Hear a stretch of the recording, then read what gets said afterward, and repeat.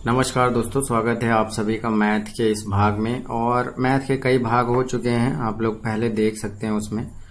और इसमें मैं प्रॉफिट लॉस शुरू कर रहा हूं क्योंकि काफ़ी लोगों को इसमें दिक्कतें हैं और समझ में नहीं आती हैं चीज़ें।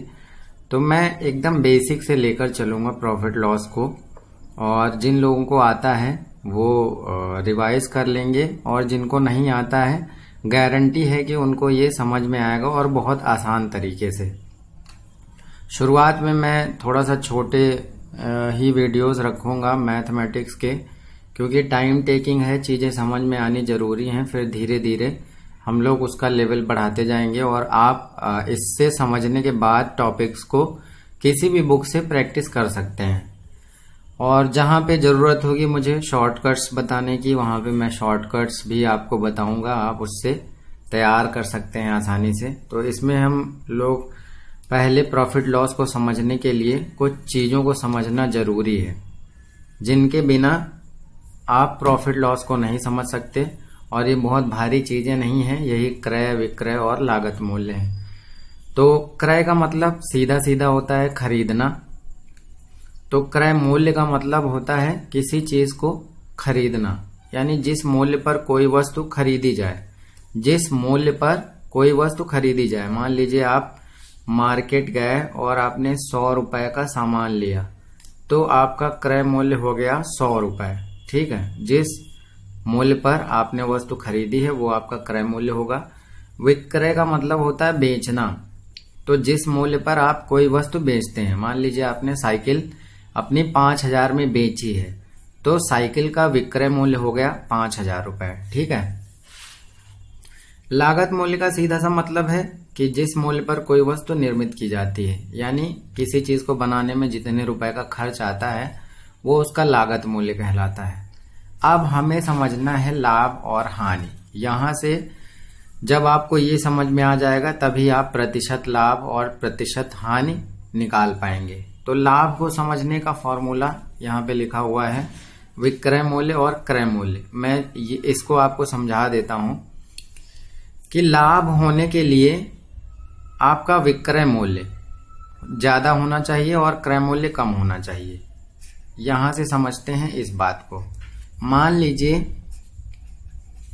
आपने कोई चीज खरीदी 100 रुपए की, क्रय की, यानी किसी चीज का क्रय मूल्य है 100 रुपए और उसको बेचा 200 रुपए में, यानी किसी चीज का विक्रय मूल्य है 200 रुपए।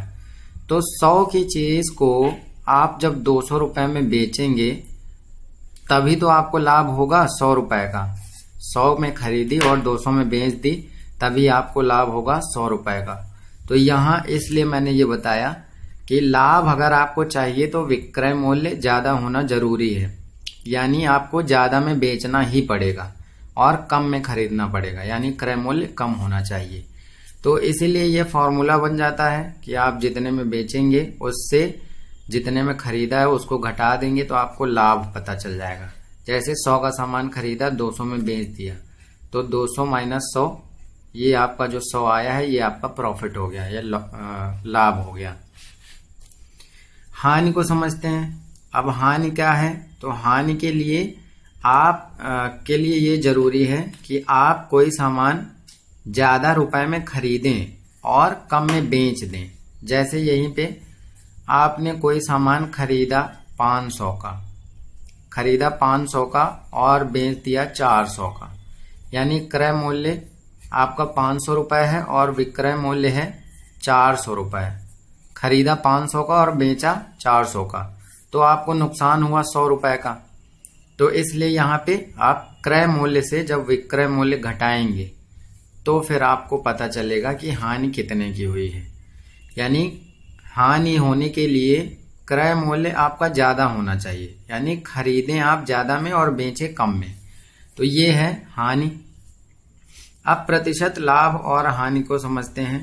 तो प्रतिशत लाभ का मतलब है कुल लाभ। कुल लाभ का मतलब है, जैसे यहाँ पे ये वाला एग्जांपल लेते हैं, 100 का सामान 200 रुपए में हमने बेचा, तो कुल लाभ कितने का हुआ? 100 रुपए का। ठीक है, इससे हम घटा के देख लेंगे कुल लाभ कितने का हुआ, 100 रुपए का।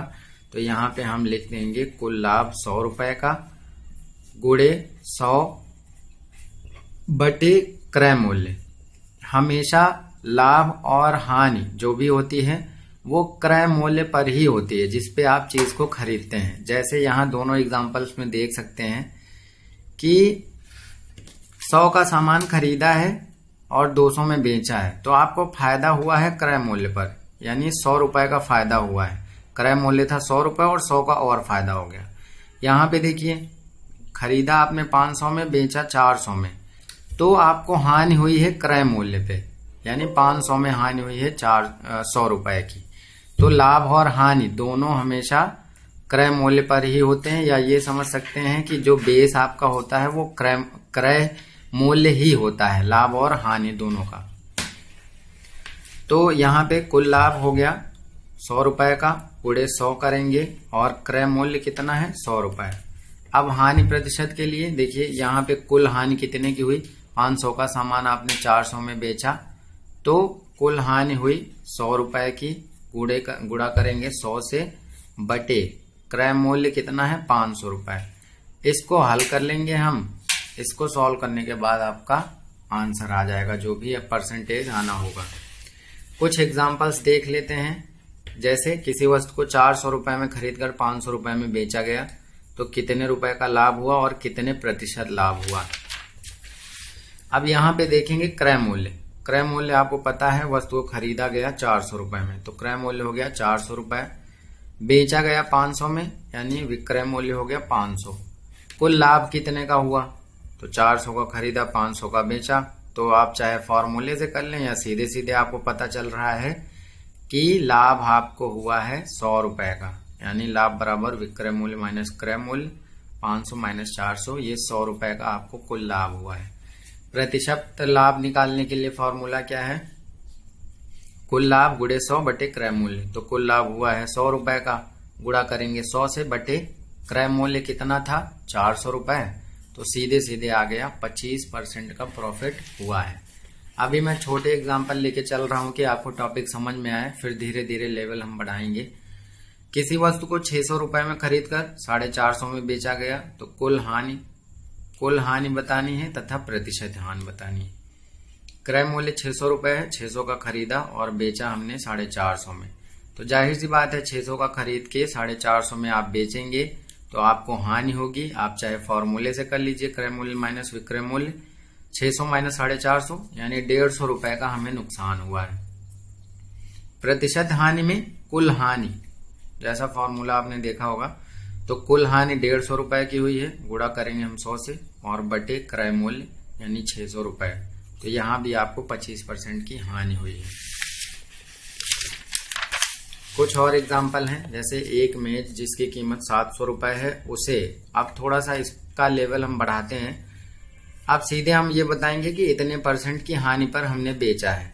तो एक मेज की कीमत 700 रुपए है, 700 रुपए है उसकी कीमत, उसे 20% हानि में बेचा गया है, तो मेज कितने रुपए में बिकी होगी।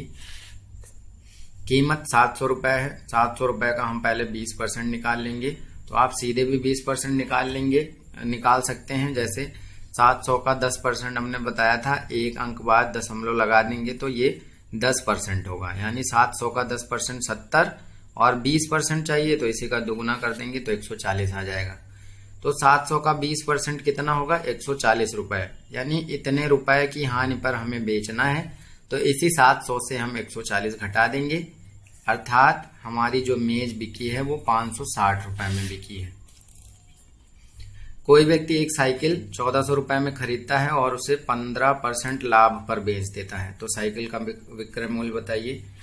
तो क्रय मूल्य यानी खरीदा उसको 1400 रुपए में और उसको 15% लाभ चाहिए, तो इसका 15% निकाल लेंगे तो 10% 140 होगा और 5% 70 होगा, दोनों को जोड़ लेंगे तो 15% आ जाएगा। आप इस तरीके से भी निकाल सकते हैं, 1400 का 15%, तो 15/100 210 रुपए होगा इसका 15%।